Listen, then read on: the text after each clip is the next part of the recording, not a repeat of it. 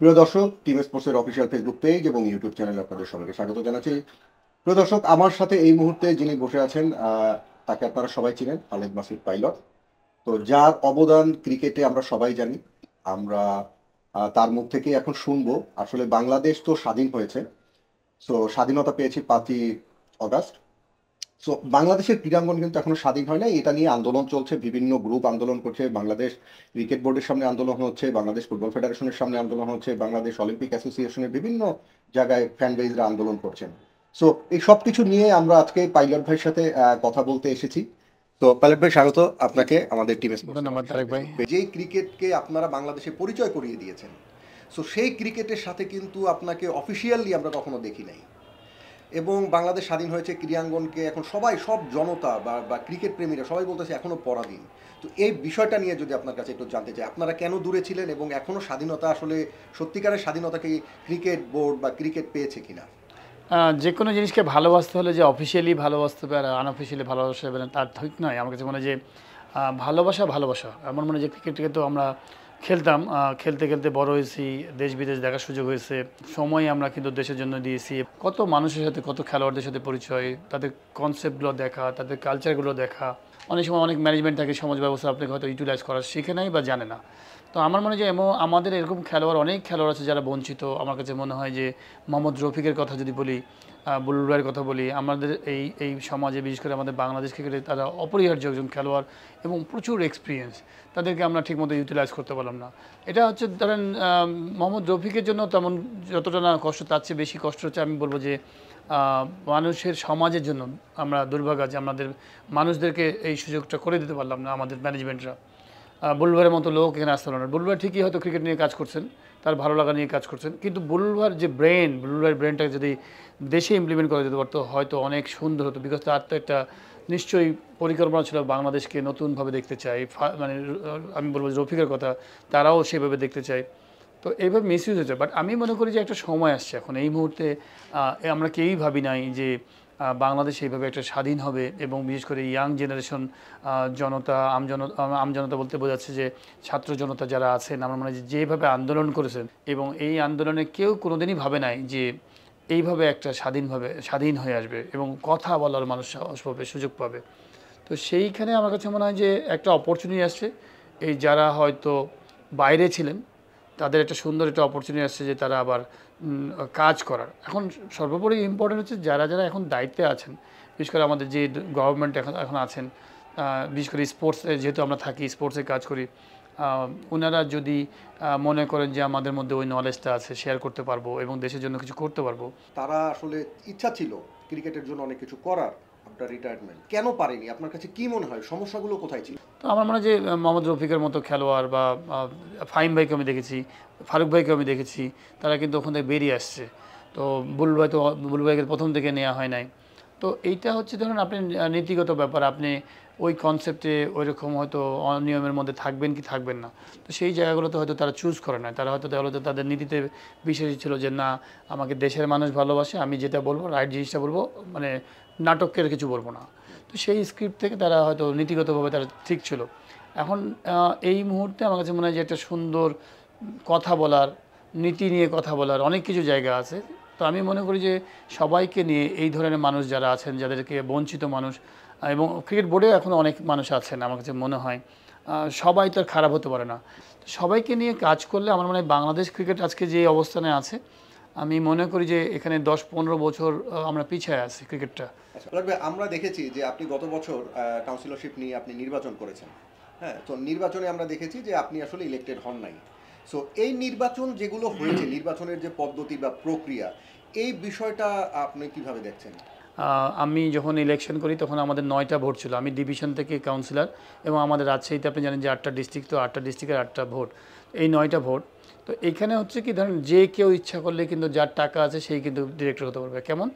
হয়তো দেখা হলো যে আপনি 7টা বা 8টা মানুষকে আপনি টাকা দেখিয়ে নিলেন, আপনার টাকা আছে, হিউজ টাকা, ধরেন তার মানে আমাদের ভোট হচ্ছে টাকার টাকার বিনিময়ে। বিনিময়ে। এবং গত টার্মে তাই এখানে কি আপনাকে কোনো টাকা খরচ করতে হয়েছিল, আমি না একটা আপনি টাকা খরচ আমি করেন আমি নাই দেখে আমি হতে পারেন আমি নাই? টাকা খরচ করি নাই এবং 1 টাকাও খরচ করি নাই। আমার কনসেপ্ট ছিল যে আমি এই ডিরেক্টরের বেসিক্যালি কোনো সম্মানই নাই, মানে টাকা নাই। আচ্ছা, ডিরেক্টর যারা হবেন ক্রিকেট বোর্ডে তারা কিন্তু কোনো অনারারি ডিরেক্টর। অনারারি ডিরেক্টর কোনো টাকা পাবেন না।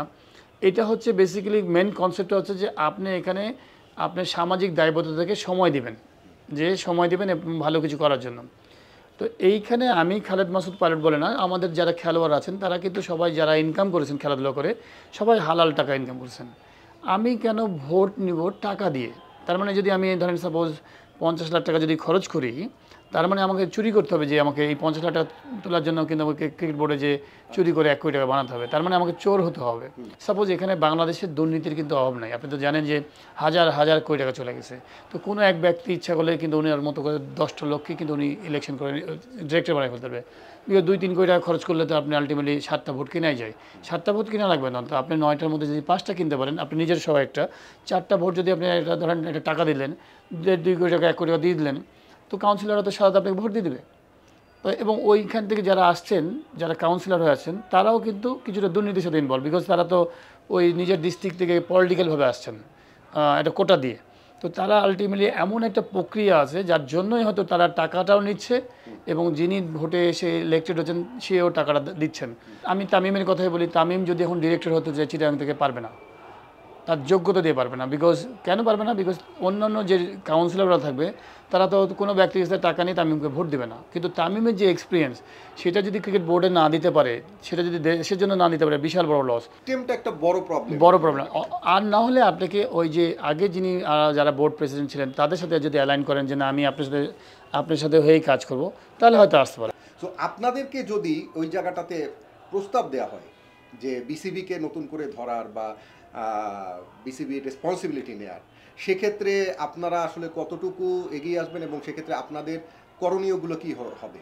আমি বলবো যে আমরা বলে না, যেই আসুক, আমার মনে হয় যে সুন্দর একটা ডিজাইন হওয়া উচিত, যে ডিজাইনে আপনার কোনো খারাপ মানুষ আসবে না। পুরা বাংলাদেশের মানুষ সবাই, সাংবাদিক থেকে শুরু করে যারা কিনা প্রচার করবেন, সবাই যেন দেখতে পারে যে এই একটা কনসেপ্ট দাঁড় করানো হয়েছে, গোটা A to Z, মানে একদম লাইক পিরামিড। আপনার বাংলাদেশ টিম খেলবে, কিন্তু জেলা পর্যায় থেকে উপজেলা পর্যায় থেকে খেলোয়াড় তৈরি হয়ে এখান থেকে এসে একদম সে যেন একটা রাইট ট্র্যাক পায়। প্রত্যেকটা ডিস্ট্রিক্টে যদি কোয়ালিটি লিগ হয় এবং কোয়ালিটি রেলিগেশন লিগ হয়, তখন দেখবেন যে ওই প্লেয়ারদের মধ্যে রেশারেশি খেলা শিখবে, ওখান থেকে আস্তে আস্তে ডে বাই ডে ইমপ্রুভ করতে করতে সে ন্যাশনাল টিমে আসবে। তো তার জন্য কিন্তু পুরো একটা অবকাঠামোগত উন্নয়ন দরকার আছে, যে আপনার প্রচুর পরিমাণ খেলোয়াড় বেড়েছে, খেলা নাই জেলা পর্যায়ে, সেই খেলাগুলোকে আবার তৈরি করা যেন তারা খেলতে পারে, সেটা আন্ডার 14, আন্ডার 16, আন্ডার 18, প্রত্যেকটা লেভেলে এজ গ্রুপের খেলাগুলো খুব কোয়ালিটি করতে হবে। যারা সেক্রেটারি হচ্ছেন আমরা তো সবইতে দেখেছি যে কোনো না কোনোভাবে দলীয়করণভাবে আসছেন, ধরেন আওয়ামী লীগের সময় আওয়ামী লীগ, হ্যাঁ, মানে বেসিক্যালি দলীয়ভাবে আসছেন, এবং দলীয়ভাবে যখন আসছেন তখন হয়তো যিনি দলীয়ভাবে আসছেন উনি হয়তো দেখা হলো যে কোনো চাচাতো মামাতো খালাতো ভাই কোনো একজন সেক্রেটারি দলের, তার হয়তো ভাই কাজিন, তার সে এখানে হয়তো সেক্রেটারি আছে। তো সেই যখন আন্ডার 14 টিম বানাচ্ছে কোনো একটা ডিস্ট্রিক্টের, তখন ওই এলাকার প্রভাবশালী যত ওই দলের যত লোকজন আছেন বলছে আমার ভাতিজাকে নিতে হবে, আমার ভাগ্নাকে নিতে হবে, এরকম যদি 7টা 8টা 10টা যদি ওই সেক্রেটারির উপরে চাপাই দেওয়া হয়, সেক্রেটারি নিজেও তো বিকজ করাপ্টেড, সে তো তার যোগ্যতা দিয়ে আসে নাই, সে তো তার ভাই দিয়ে আসছে এখানে। তো আলটিমেটলি যখন একটা ডিস্ট্রিক্ট টিমে 14 জন টিম বানাচ্ছে আন্ডার 14 বা আন্ডার 16, 18, তখন আলটিমেটলি টিমটা কিন্তু আলটিমেটলি অনেক প্লেয়ার বঞ্চিত হয়ে গেলো। এবং আপনি জানেন যে ওই 14 বছরের ছেলে খুব মান অভিমান খুব ভালো বুঝে। তো 14 বছর 16 বছরে যদি টিমে চান্স না পান, কনফার্ম জানেন যে আপনি সুযোগ পাবেন, আপনি বেটার ফর্ম, আর যদি আপনাকে না নেওয়া হয় তখন এই ছেলেগুলো ডাইভার্ট হয়ে যায় এবং মানসিকভাবে তারা ভেঙে পড়ে, হয়তো দেখা হলো যে অন্যদিকে লাইন ট্র্যাক করে, এবং আপনার যেটা বলবো ড্রাগসের মধ্যে অনেক সময় চলে যায়। আপনি দেখবেন যে ছোটোবেলায় কিন্তু অনেক মানুষ অনেক ইমোশনাল থাকে। তো এই জিনিসগুলো আমাদের কিন্তু সমাজে এটা হয়ে আসছে, হচ্ছে। তো এই জায়গাগুলোকে ডেভেলপ করতে হবে। আমরা যদি একটু পার্শ্ববর্তী দেশ ইন্ডিয়া বা পাকিস্তানে দেখি, তাদের কিন্তু নতুন নতুন প্লেয়ার প্রচুর, তাদের যদি আমরা সাইড বেঞ্চও দেখি, সেটা দিয়ে আরেকটা টিম বা ন্যাশনাল টিম তৈরি করার মতো। কিন্তু বাংলাদেশে কিন্তু সবসময় আমরা দেখি এই সাকিব নির্ভর, এই তামিম নির্ভর, এই মুশফিক নির্ভর, এবারও দেখলাম মাহমুদুল্লাহ নির্ভর আমাদের যে এসে গেল, নতুন প্লেয়ার আসছে না। দেখেন আমি এটা একটা ছোট্ট একটা বলি, কোনো গুড বুকে থাকার কারণ বা পাইপলাইন না, এটার মেন কারণ হচ্ছে আমাদের যে নিচ থেকে প্লেয়ার, পাইপলাইন থেকে প্লেয়ার আসে না, যেটা আমি বলছিলাম জেলা পর্যায়ে কোনো খেলা নাই। তো তাহলে আপনি হয়তো জেলা পর্যায়ে খেলা নাই বলে আপনি কিছু প্লেয়ারকে নিয়ে এসে আমরা ন্যাশনাল টিমে বা আন্ডার 18 নিয়ে এসে আপনি ট্রেনিং করে তাকে জোর করে আপনি প্লেয়ার বানাচ্ছেন। আপনি হয়তো দেখা হলো তার চেয়ে অনেক ভালো প্লেয়ার হয়তো সে বাদ পড়ে গেছে। তো এই জায়গাগুলো যখন আপনি ডেভেলপ করবেন তখনই কিন্তু আপনার প্লেয়ার মানে পাইপলাইন থেকে প্লেয়ার আসা শুরু হবে, এবং সে আমি বললাম ফাইটার হয়ে তৈরি হওয়া শুরু হবে। সে তখন থেকে ফাইটার হয়ে তৈরি হতে হতে একটা জায়গায় পৌঁছাবে। আপনি ধরেন ইন্ডিয়ার কথা বলছেন, ইন্ডিয়া এমন একটা দেশ, ইন্ডিয়া অস্ট্রেলিয়া, ইংল্যান্ড, এনারা হচ্ছে নিউজিল্যান্ড, এনারা হচ্ছে আমি বলবো যে বয়স্ক একটা গাছ, মানে অনেক বড় একটা 40-50 বছরের একটা হিস্ট্রি তাদের আছে, কিন্তু 50-60 বছর 70 বছরের একটা হিস্ট্রি আছে। তারা আজকে ধরেন গিলক্রিস্ট চলে গেছে, আরেকটা নতুন প্লেয়ার এসছে ওই জায়গাতে, সলিড প্লেয়ার। আপনি ধরেন যদি টেন্ডুলকারের কথা বলেন, টেন্ডুলকার এত বড় একটা লিজেন্ড প্লেয়ার চলে গেছে, বিরাট কোহলি আরেকটা প্লেয়ার চলে এসছে লিজেন্ড, বিরাট কোহলি এসছে, আপনার রোহিত শর্মা এসছে, রোহিত শর্মা একে পিছন থেকে ঠেলা দিচ্ছে হচ্ছে শুভমান গিল, শ্রেয়স আয়ার, এরা ঠেলা দিচ্ছে যে না তুমি ভাগো, তোমার ফিল্ডিং ভালো হচ্ছে না, তুমি সরো। তো এই যে চ্যালেঞ্জিং, মানে কম্পিটিশনটা কি পজিটিভ কম্পিটিশন, নট নেগেটিভ যে না আমি একটা ছেলেকে ঢুকাই দিলাম, তা না। আমাদের বাংলাদেশে হচ্ছে আমি বলবো ডেভেলপিং কান্ট্রি, যদি আপনি ধরেন আমাদের খুব বেশি আগেকার দেশ না, বাংলাদেশ, আফগানিস্তান, আপনার আয়ারল্যান্ড এবং অন্যান্য দেশের তুলনায় এই আফগানিস্তান আয়ারল্যান্ডের তুলনায় বাংলাদেশের ইনভেস্টমেন্ট হিউজ, বিকজ মার্কেটিং ওয়াইজে এখানে প্রচুর টাকা আছে, মানে অনেক স্পন্সর আছে, প্লাস হচ্ছে এখানে আপনি প্রচুর 18 কোটি মানুষই খেলা ভালোবাসে। তো এবং সবাই ভালোবাসে, টাকা আছে, তাহলে আপনি কেন গ্রো করবেন না? তো আমরা যখন 97-এর কথা যখন বললেন, 97-এ যখন আমরা চ্যাম্পিয়ন হলাম, 2000 সালের টেস্ট স্ট্যাটাস পেলাম এবং আস্তে আস্তে যখন বাড়ছি, আমাদেরকে বিট করে কিন্তু মাশরাফি, আশরাফুল কিন্তু নতুন আবির্ভাব। আশরাফুল এসে সেঞ্চুরি করলো, সেঞ্চুরি করার পরে এই আশরাফুল পুরা একটা ম্যাচ জিতে দিল, আমরা অস্ট্রেলিয়ার সাথে ম্যাচ জিততে পারি, এই যে দেখানো শুরু করলো। এরপরে মাশরাফি, মুশফিক, তামিম, সাকিব আসলো, একটার পর একটা আসছে। তারপরে যে থমকে গেল, আপনি তো গ্রোয়িং টিম, তাহলে তো নিচ থেকে আরও পাইপলাইন থেকে আরও প্লেয়ার আসবে যে সাকিব তামিমকে এখন বিট করবে। আমাদেরকে যেমন বিট করে আসছেও না, এখন এদেরকে বিট করে যখন উঠে আসবে, সেই আশাটা থমকে গেছে, বিকজ আপনি তখন শুধুমাত্র এই সাকিব তামিম মুশফিককে নিয়ে আপনি থেকে গেছেন, আর পিছন দিক থেকে যে খেলাগুলো আগে ছিল সেই খেলাগুলোকে বন্ধ করে দিয়েছেন, মানে মনিটরিং করেন নাই। কিন্তু এই ক্ষোভগুলো দেখেছি অনেক সময়, সাকিব মাঠে বসে ক্যামেরা স্ট্যাম্পে লাথি মেরেছেন, আম্পায়ারের সাথে করেছেন ডিসিশন নিয়ে, এই বিষয়গুলো কিন্তু আমরা আসলে বিভিন্ন সময় প্রতিফলন হয়েছে। আমাদের বেশিরভাগই খেলোয়াড়, ধরুন A to Z বলতে আমি বলছি, ঢাকা ন্যাশনাল টিমে যারা প্লেয়ার আছেন, যারা ফার্স্ট ক্লাস খেলেন, তারা কেউই হয়তো অনেক কথা বলতে পারে না, বিকজ তাদের কোড অফ কন্ট্রাক্ট আছে। তারা ন্যাশনাল টিমের প্লেয়াররা যেমন বেতন পান, আবার ফার্স্ট ক্লাস প্লেয়ার তাদের একটা এগ্রিমেন্ট আছে, ডিভিশন বেজ একটা এগ্রিমেন্ট আছে, তার জন্য তারা হয়তো প্রোটেস্ট করতে পারেন, এবং একটু প্রোটেস্ট করা মানে আপনি হয়তো দেওয়া যে আপনাকে কোনো টিমে আর নিবে না। তো সেই ছেলেটা পড়ালেখা করে নাই, তো পড়ালেখা যখন না করেছে, ধরেন এই 30 বছর বয়সে সে যদি এই খেলার ক্যারিয়ারটা যদি শেষ হয়ে যায়, সে কিন্তু রাস্তায় ঘুরে বেড়াবে। তো তার জন্য হয়তো মুখ বন্ধ করে থাকে, এবং পরবর্তীতে যখন সিনিয়র হতে থাকে, তো দুটো একটা কথা বলা শুরু করে, এবং তাকে আলটিমেটলি দেখবেন যে আস্তে আস্তে করে সাইড বেঞ্চে পাঠানো শুরু করে।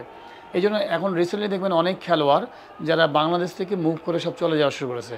বাংলাদেশে প্রায় দেখবেন 28-30 বছরের যারা প্লেয়ার আছে, যেমন জহুরুল ইসলাম আমি, ইলিয়াস সানি, আরাফাত, মানে এরকম অনেক প্লেয়ার আপনি সব অলরেডি ইংল্যান্ড, আমেরিকায় যে ওখানে যে খেলছে, দেশের বাইরে চলে যাচ্ছে। তারা জানে যে এই দেশে অলরেডি একটা সিন্ডিকেটের মধ্যে পড়ে গেছে। ঢাকা লিগে প্রায় যে 72টা না 73টা টিম আছে, তার মধ্যে 40-50 একটা কোম্পানির, এটা কী করে সম্ভব? একটা কোম্পানি 40-50টা টিম চালায়। আপনি চিন্তা করে দেখেন, ওয়ার্ল্ডে একটা মালিকানা বা একটা এলাকার টিম একটা টিম চালাতে পারে খুব কষ্ট মষ্ট করে। আমার মনে আছে যে আজ থেকে 30-35 বছর আগে যখন আমরা আবনি মনোরঞ্জন খেলতাম, তখন আবনির টিম চালানোর জন্য যে টাকাটা বাজেট হতো, 3 কোটি 4 কোটি টাকা যে বাজেট হতো, এই টাকা তুলতে আবনি হিমশিম খেয়ে যেত, মডার্নে হিমশিম খেয়ে যেত। এমনকি লিগ শেষ, ম্যাক্সিমাম প্লেয়ারের হয়তো কিছু বাকি থেকে যেত, 50,000, 1 লাখ, 1.5 লাখ টাকা বাকি যেত। তাও অফিসিয়ালরা খুব ভালো ছিলেন, বিকজ তারা স্পোর্টস লাভার ছিলেন, ক্রিকেট লাভার ছিলেন। তারা বলতেন যে ঠিক আছে বাবা, 3 মাস পর দিয়ে দেবো বা 6 মাস পর দিয়ে দেবো, বাট ওনারা পেমেন্ট করার চেষ্টা করতেন, ওনার বেস্ট ট্রাই করতেন। কিন্তু আপনি বুঝেন, এই সময়ে 40-50টা টিম আপনার কোম্পানির, পুরা একটা আলু সিন্ডিকেট, ওই যে চিনি সিন্ডিকেট, যেটা আমরা সবসময় দেখে আসছি, শুনে আসছি। তো 40-50টা টিম যদি আপনি নিজে থেকে করে ফেলেছেন, ক্লোজ করে ফেলেছেন, খেললে খেলো, না খেলে না খেলো, আমি 19 বছরের ছেলেকে খেলাবো। ঘটনা হয়ে গেছে, আপনি এক্সপিরিয়েন্স একটা 25-30 বছরের ছেলেকে, আপনি 19 বছরের ছেলে হতে পারে ট্যালেন্ট, কিন্তু 19 বছরকে মানে 20কে 15 দিয়ে কাভার করে দিচ্ছেন। তো ফল করে আছে পারফরমেন্সে। তো এই সব অনেক কিছু ঘটনা আছে। আম্পায়ারিং সাথে আপনি ধরেন আম্পায়ারিংয়ে এমন নোংরামি করে দিচ্ছেন, কোনো আম্পায়ারিং আমি মনে করি না যে খারাপ। বাংলাদেশে যারা আম্পায়ারিং করছেন, তারা সবাই সততার সাথে আম্পায়ারিং করতে চায়। আপনি কি নিজ থেকে চুরি করবেন? আপনি যদি হেলদি থাকেন, আপনাকে যদি বেতন দেয়, আপনাকে যদি ম্যাচ ফিস দেয়, আপনি কেন খামাখা একটা টিমকে হারাবেন, এটা জিতাবেন? তার বিবেকে তো লাগবে। কিন্তু আপনাকে যদি ঘাড়ে কেউ বলে দেয় যে তুমি যদি এই টিমকে জিতাও, তাহলে তুমি এই বছর আম্পায়ারিং করতে পারবে, আর যদি না জিতাও, না, তুমি যদি না জিতাও, তাহলে কিন্তু তুমি আম্পায়ারিং পাবে না। তো আপনি একটা মানুষ লাইফের অন্যান্য পার্ট, ব্যবসা ছেড়ে দিয়েছে, চাকরি ছেড়ে দিয়েছে, পড়ালেখা ছেড়ে দিয়েছে, আম্পায়ারিং প্রফেশনটা বেছে নিয়েছে। এখন আপনার পেটে যদি এরকম মারা হয়, তখন আলটিমেটলি আপনি খারাপ হতে হয়েছে। তো সবাই তো নীতি নিতে পারবে না, এর মধ্যে ধরেন 10 জনের মধ্যে 1 2 জন পারে না, আমি দরকার এই চাকরি করবো না, আমি অন্য জায়গায় চলে যাবো। এই বোর্ডের ডিরেক্টর হয়ে কি তাদের পার্সোনাল বিজনেস, অন্য দিকের যে বিজনেসগুলোকে গেইন করাই কিছু ছিল তাদের মূল উদ্দেশ্য? আমি প্রথমে বললাম যে আপনার ওখানে যে ক্রিকেট বোর্ড একটা আলাদিনের চেরাগ, এই আলাদিনের চেরাগ আপনি ঘষা দিলে আলো পাবেন, আবার ঘষা না দিলে আপনি অন্ধকার পাবেন। তো ওনারা অন্ধকার করে রাখছিলেন, আপনি ঘষা দিলে একটা সুন্দর গোটা বাংলাদেশ আলোকিত হবে ক্রিকেট মহলটাতে। শুধুমাত্র ক্রিকেট প্লেয়ার না, ক্রিকেট প্লেয়ারের সাথে অর্গানাইজাররা আলোকিত হবে, অনেক সুবিধা পাবেন। ক্রিকেট এই যে যদি ডেভেলপ করতাম, সবাই মন খুলে বলতে হতো আমি ক্রিকেট বোর্ডের এবং ক্রিকেটের সেক্রেটারি, বা আমি ডিস্ট্রিক্টের সেক্রেটারি ক্রিকেটের। সাথে আপনি মিডিয়া যারা কাজ করছেন, সোশ্যাল মিডিয়ায় কাজ করছেন, নর্মাল মিডিয়া অনেক ভালো ভালো নিউজ পেতেন, রেজাল্ট যদি ভালো হতো সব কিছু, এবং যারা আম্পায়ারিং করতেন তারা ফাইন্যান্সিয়ালি ভালো হতেন, কোচরা যারা সম্মান পেতেন, অর্গানাইজার সব A to Z এখানে কিন্তু আলোকিত হতো। সেই আলোকিত না করে সেলফ নিজেদের কিছু চিন্তা ভাবনা করেছেন। আপনি যদি দেখেন যে আমি যত জানি যে অনেক মানুষ, আমি শুধু শুনি যে অনেক মানুষ এই করে ফেলেছে, ওই করে ফেলেছে ওখান থেকে। তো এইগুলোর আমার কাছে মনে হয় যে একটা সুন্দর, যেমন ক্রিকেট বোর্ডের একটা কমিটি হওয়া উচিত, যে ভবিষ্যৎ বাংলাদেশের ডিজাইনটা হওয়া উচিত, এবং বিগত দিনগুলোতে কারা এই পিছায় দিয়েছে আমাদেরকে, এই পিছনে কারা কারা দায়িত্বে মানে ছিলেন, কারা কারা এগুলোর সাথে ইনভলভ আছেন, সেগুলোর একটা তদন্ত হওয়া উচিত। বিকজ আপনি কেন তদন্ত হওয়া উচিত, যে তদন্ত করে যদি আপনি ওই ব্যবস্থা না করেন, যদি তদন্ত করে যদি আপনি কিছু না পান, অবশ্যই শাস্তি হবে না। আর তদন্ত করে যদি শাস্তি দিতে পারেন, তাহলে নেক্সট যারা আসবে ক্রিকেট বোর্ডে, ধরেন যারা এখন আসার সম্ভাবনা আছে, তাদের জন্য একটা মডেল হবে। বিকজ তারাও নেক্সট 3-4 বছর বা যে কদিন থাকবে, তারাও এই দুর্নীতিটা করতে পারবে না। বিকজ আলটিমেটলি তাদের তদন্ত আসতে হবে, জবাব দিতে আসতে হবে, এটা থাকতেই হবে। আপনি ভুল করেছেন, অন্যায় করেছেন, আপনাকে ওই জবাব দিতে আসতে হবে। একদম শেষ পর্যায়ে কি পয়েন্টে যদি আপনার কাছে জানতে চাই, যে একটা ফেডারেশন এবং একটা ক্রিকেট বোর্ডের জন্য প্রথমত করণীয় কি কি, যদি আপনি একদম কি পয়েন্টে যদি আপনার কাছে জানতে চাই? না, ডিপেন্ড হচ্ছে যে কী করণীয়। প্রথমে হচ্ছে আপনার ডিজাইন তৈরি করা, যে আপনি যারাই আসবেন, প্রথমে হচ্ছে ভালো মানুষ, রাইট মানুষ পিক করা। শুধু শুধু ভালো মানুষ হলে হবে না, ক্রিয়েটিভ মানুষ যে ওই জিনিসটা ভালো বুঝেন, তাদেরকে দিয়ে ডিজাইন তৈরি করা, একটা মডেল তৈরি করা বাংলাদেশের জন্য, নট ইন্ডিভিজুয়াল। আপনি ছোট্ট একটা এক্সাম্পল দিই, বাংলাদেশে অনেকেই মন্ত্রী হয়েছেন, স্পোর্টস মিনিস্টার, তারা নিজের এলাকায় স্টেডিয়াম বানিয়েছে নিজের স্বার্থে, দেশের স্বার্থে না। তো দেশের স্বার্থে আপনি একটা মডেল বানাতে হবে ক্রিকেটের, যে এই মডেলটা আপনি আমি আজকে হয়তো থাকবো, কালকে নাও থাকতে পারি, কিন্তু পরবর্তী মানুষকে সহজ করে দেওয়া যেন ওই মডেলটাকে ফলো করে। হয়তো ফাইন টিউন হতে পারে, কিন্তু এর বাইরে কিছু হবে না। যেমন নিজ স্বার্থে যখন মন্ত্রী হয়, সে তখন নিজের এলাকায় একটা স্টেডিয়াম বানায়। দেখা হলো যে আমি যতদূর জানি অনেক স্টেডিয়াম এখন মানে গরু চড়ে, শুধু স্ট্রাকচার তৈরি হয়েছে, কিছু মানুষ ফাইন্যান্সিয়ালি বেনিফিটেড হয়েছে, যারা কনস্ট্রাকশনের কাজের সাথে জড়িত ছিল, তারা হয়তো দেখাইছে, এবং ওই মন্ত্রী দেখিয়েছে আমার এলাকায় আমি একটা স্টেডিয়াম বানিয়েছি, কোনো খেলাই নাই। তো এই জিনিসগুলো থেকে আমাদের বেরিয়ে আসতে হবে, দেশের স্বার্থে আমাদের ডিজাইন বানাতে হবে, নট ইন্ডিভিজুয়াল স্বার্থে। নতুন কমিটি আসলে বিপিএলটাকে আসলে কিভাবে কি দেখতে চান আপনি? দেখেন, বিপিএলের সুন্দর একটা ফিউচার আছে, ফিউচারটা তো আলটিমেটলি অনেকক্ষণে আমাদের ড্যামেজ করে দিয়েছে, নেগেটিভ করে ফেলেছে। এবং আপনি যদি প্রথম বিপিএল, সেকেন্ড বিপিএল দেখবেন যে কী উন্মাদনা ছিল, অসম্ভব উন্মাদনা ছিল, বিদেশি বড় বড় প্লেয়াররা আসছে, মানে গোটা বাংলাদেশে কিন্তু রমরমাটা ছিল। পরবর্তী সময়ে আলটিমেটলি বিপিএল আস্তে আস্তে নিচের দিকে যাচ্ছে। বাট বিপিএল গুড কনসেপ্ট আমার কাছে মনে হয়। যে আপনি কোন কনসেপ্ট, আপনি যখন ধরেন 6টা বা 8টা টিম নিয়ে যখন আপনি বিপিএল করছেন, বিদেশি প্লেয়ার আপনার টিমে 4টা 5টা করে খেলছেন, বেঞ্চে আরও 3টে যাতে বসে আছে, বিদেশি প্লেয়ার এবং আমার দেশি প্লেয়ারের মিনিমাম শখানিক প্লেয়ার কিন্তু আপনি যারা যারা আপকামিং প্লেয়ার, বাংলাদেশ টিম খেলবে, এই টিম খেলবে, ড্রেসিং রুম শেয়ার করছে। ধরেন সাপোজ আপনি ধরেন বাবর আজম খেলছে, বা ধরেন অন্যান্য ভালো প্লেয়ার, যে বাটলার আসছে, ড্রেসিং রুমের মধ্যে তাদের অ্যাটিটিউড, তারা একটা কোচিং টিপস পেয়েছে, তারা এই যে সিনিয়র প্লেয়ারদের সাথে শেয়ারিং হচ্ছে, কলজা বড় হচ্ছে। আপনি যখন অমিতাভ বচ্চনকে কোনো দিন দেখবেন না, বা শাহরুখ খানকে কোনো দিন দেখবেন না, কিন্তু শাহরুখ খানকে নিয়ে আপনি 2 মাস যদি ড্রেসিং রুমে শেয়ারিং করেন, তা আপনি কিন্তু শাহরুখ খানের কাছে আপনি খুবই জিনিসটা নর্মাল হয়ে যাবেন, না শাহরুখ খান তো এরকমই হবেন। আপনি মানুষের কাছে তখন আপনি চিন্তা করবেন, না আমি এরকমই দাঁড়ি, আমি তো শাহরুখ খানের মতোই, আমি তো রক্তের মানুষ, ও হয়তো ভালো খেলে, তাই ভালো অভিনয় করে সেটা। এইটা এবং মেন্টাল গেম, ক্রিকেট গেমটা হচ্ছে মেন্টাল গেম, আপনি কে কতখানি রিল্যাক্স হতে পারে, কে কতখানি নর্মালভাবে নিতে পারে। তো এইটা হচ্ছে শেয়ারিংটা খুব ইম্পর্টেন্ট। অনেক ভালো ভালো কোচ আসে, ধরেন দেখবেন যে আইপিএলে একটা সুন্দর জিনিস আছে, যে আইপিএলে সমস্ত আইকনিক প্লেয়ারদেরকে নিয়ে আসে কোচিং স্টাফে, যেমন রিকি পন্টিং, স্টিভেন প্লেইং, সব ব্রায়ান লারা, সবাই থাকে অর্নামেন্টস হিসেবে, কাজও করে অর্নামেন্টস হিসেবে থাকে। এবং প্রত্যেকটা ফ্রাঞ্চাইজি টিমের মধ্যে ওদের ডোমেস্টিক কোচগুলোকে ভরে রাখে, একদম 5 জন 6 জন 7 জন রেখে দেয়। বিকজ এই আইপিএল থেকে তারাও তাদের সাথে ওই যে শেয়ারিংটা হচ্ছে, কোচিং শেয়ারিংটা হচ্ছে, এবং তারা ন্যাশনাল টিমে 1 জন 2 জন কোচ রাখে, এখন আর রাখে না। তো তারা ওই কোচগুলোকে কিন্তু তখনই গ্রুমিং করে ফেলছে আইপিএল থেকে, এবং তারা বিভিন্ন প্রভিন্সে বলেন, ন্যাশনাল টিমে বলেন, তারা কাজ করছে। তো কনফিডেন্সটা বিল্ড আপ করতে হবে, তো সেটাও তো নিয়ে আসতে হবে। আপনি যে বিদেশি প্লেয়ারের সাথে যখন থাকতে, তখন সে তার একটা কলজায় বড় হয়ে যাবে যে না আমি ব্রায়ান লারার সাথে কাজ করেছি, আমি স্টিভেন প্ল্যাঙ্কের সাথে কাজ করি। তো সে তখন যখন কথা বলবে, কথা বলার মধ্যে প্রেজেন্টেশনের মধ্যে তার কথাই আলাদা হবে। তো সেই জিনিসটা তৈরি করতে হবে। এবং আমি মনে করি বিপিএল এমন একটা জায়গা, বাংলাদেশের বিপিএলটাকে এমন একটা ডিজাইনে নিয়ে আসতে হবে যে প্রত্যেকটা বড় বড় কোম্পানির কাছে অ্যাপ্রোচ করতে হবে, তাদেরকে মানে লাভ লসটা দেখা দিতে হবে যে আপনি এখানে ইনভেস্ট করলে আপনার প্রমোশন ব্র্যান্ডিং ভ্যালু প্লাস আপনি টিকিট ভ্যালুজ, টিকিট থেকে শেয়ারিং পাবেন, টিভি রাইটস থেকে পাবেন, একটা হচ্ছে হোম অ্যান্ড অ্যাওয়ে যেটাতে আপনি আরও জনপ্রিয়তা হবে ক্রিকেট। সেটা শুধু শুধু লাভ দেখলে হবে না, বিকজ আপনি যখন একটা মানুষের সাথে বিজনেস করবেন, কারোর সাথে কেনাবেচা করবেন, তাকেও লাভ, তাকে বাঁচা রাখবেন, আপনিও বাঁচবেন, দুয়ে দুয়ে চার হবে। তো আপনি যখন বিপিএলে হোম অ্যান্ড অ্যাওয়ে করবেন, আমাদের এখন যেমন শুধু চিটাগাং এবং সিলেটে হয়, এটা অনেক বিপিএলের আগে কমিটি বলতো যে আমাদের খরচ বেড়ে যায়, এই জন্য আমরা 3টা জায়গায় করি, তার বেশি করি না। কিন্তু এটা তো খরচ একটু বাড়লেও আপনাকে কোনায় কোনায় খেলা নিয়ে যেতে হবে প্রত্যেকটা বিভাগের। আপনি যদি সাপোজ রাজশাহী একটা ভেন্যু করলেন, রাজশাহী স্টেডিয়াম আছে, হোটেল আছে, এখন আপনি রংপুরে যেহেতু এখন হোটেল নাই, আপনি রংপুরে ভেন্যুটাকে আপনি বগুড়া করে দেন, বগুড়াতে সুপার একটা মোমোইন নামে হোটেল আছে, বা আপনাদের এই নাচ আছে, হ্যাঁ বরিশালে এটা করলেন, তারপর হচ্ছে আপনি হোটেল হয়ে গেছে। এইরকমভাবে যদি আপনি ফ্রাঞ্চাইজিগুলোকে হোম অ্যান্ড অ্যাওয়ে যদি করে দেন, একটু খেলাটা হয়তো 5 দিন বেড়ে গেল, বারুক, অসুবিধা নেই। কিন্তু আপনার লাভটা কী হবে? লাভটা হবে যে ওই অঞ্চলে যারা খেলোয়াড়, যারা খেলতে, যারা স্বপ্ন দেখে, তারা হয়তো দেখা গেলো সাপোজ বগুড়া যারা, হ্যাঁ বরিশাল কিন্তু অনেকখানি পিছিয়ে আছে খেলাধুলা থেকে, আসেই না। তো বরিশালে যখন এই বিপিএলের সমস্ত টিম যাবে, বরিশালে না হলেও এই 8টা টিমে বা 6টা টিমে যে খেলবে, তারা মিনিমাম প্রত্যেক টিমে 10 জন করে নেট বোলার নেবে, প্লেয়ার নেবে হেল্পিং হ্যান্ডের জন্য। তো ওইখানে বরিশালের নেটে দেখা গেলো যে প্রায় এই 8টা টিমে দেখা গেলো 80 জন প্লেয়ার, ওই অঞ্চলের ওই বিভাগের যত ডিস্ট্রিক্টের ভালো ভালো প্লেয়ার যারা আছে পেস বোলার, তারা ওই প্লেয়ারদের সাথে কথা বলবে, গল্প করবে, নেট বোলিং করবে, 3 ঘন্টা মাঠে ওদের সাথে কথা বলবে। এবং এবং আপনি যদি দেখেন প্লেয়ারদের মানসিকতা অনেক ভালো থাকে। ম্যাক্সিমাম বড় বড় প্লেয়ার যারা আছে, এই বাটলার বলেন বা যতই বলেন, তারা যখন নেট বলারকে পায়, ভালো বল করছে, দেখবেন ঘাড়ে হাত দিয়ে তার সাথে গল্প করছে, কথা বলছে, এই যে কনফিডেন্সটা পেলো, এবং ও সারা বছর প্র্যাকটিস করবে, যে ড্রিম দেখবে তখন যে না আমি খেলতে চাই, তার সাথেই খেলবো। আপনি দেখবেন যে দুনিয়ায় আমরা দেখছি এরকম রোনালদোর সাথে ওই যে এখন যে 16 বছরের প্লেয়ারটা, তার সাথে ছবি তুলেছিল একটা সময়, এমবাপ্পেও ছবি তুলেছিল। তো তার আইকন প্লেয়ার ছিল সে। তো দেখা হলো যে সেই কিন্তু ওই জায়গায় গেছে, হ্যাঁ, তো এরকম গেছে। তো এই জিনিসগুলোকে, তো ড্রিমটাকে, স্বপ্নটা বাস্তবে নিয়ে আসতে হবে। এর জন্য আমার কাছে হোম অ্যান্ড অ্যাওয়ে খুবই ইম্পর্টেন্ট, এটা করা দরকার। প্রিয় দর্শক, আমরা এতক্ষণ কথা বলছিলাম আমাদের ক্রিকেটের একজন লেজেন্ড, যাদের হাত ধরে আমরা ক্রিকেটটাকে চিনেছি, দেখেছি এবং ক্রিকেটটাকে আমরা বুঝতে শিখেছি।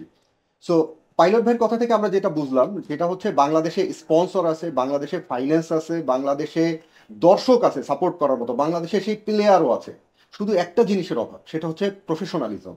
আমাদের প্রতিটা সেক্টরে যেরকম প্রফেশনালিজমের অভাব, সেরকম বাংলাদেশ ক্রিকেট বোর্ডেও প্রফেশনালিজমের অভাব। বাংলাদেশের ক্রিকেট বোর্ডে যে প্লেয়াররা আসবে পাইপলাইন, সেই পাইপলাইন ডিস্ট্রিক্ট স্পোর্টস অ্যাসোসিয়েশনেও প্রফেশনালিজমের অভাব। সো এই বিষয়গুলোকে মাথায় নিয়ে সামনে কাজ করতে হবে আমাদের।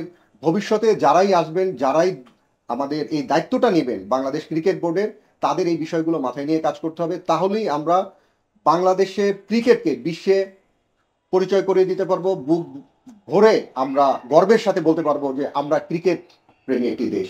তো আপনারা ভালো থাকবেন, সুস্থ থাকবেন।